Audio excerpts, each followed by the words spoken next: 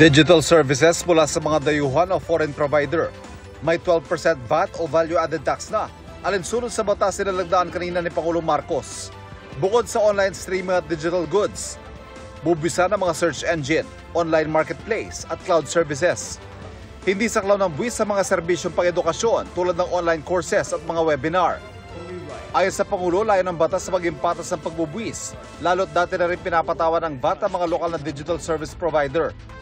Maaari raw magtaas ang sigil ng mga digital provider ayon sa BIR, pero maliit lang daw ito. Pwede raw ipablock ng BIR ang mga provider na hindi susunod. Inaasahan ng gobyerno na mula sa VAT na ito, nasa 100 bilyong piso ang malilikom sa susunod na 5 taon. Mga isinasangkot sa pagpatay noong 2020 kay dating PCSO Board Secretary Wesley Barayuga. Dapat ang ihabla ng Justice Department ayon sa lead chairman ng House Quadcom na si Surigao del Norte Representative Ace Barbers.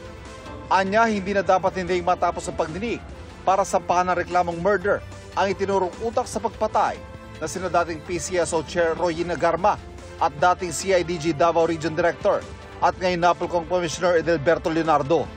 Todo tanggihan dalawa sa paratang. Ang mga naulilan ni Barayuga lubos na nagpapasalamat sa Quadcom at naniniwalang paraan daw ito ng Diyos para makapit ang hustisya at malinis ang pangalan ni Barayuga sa pagkakadawit sa kanya sa illegal na droga. Para sa GMA Integrated News, Ivan Mayrina ang inyong saksi. Mga kapuso, sama-sama tayong maging saksi.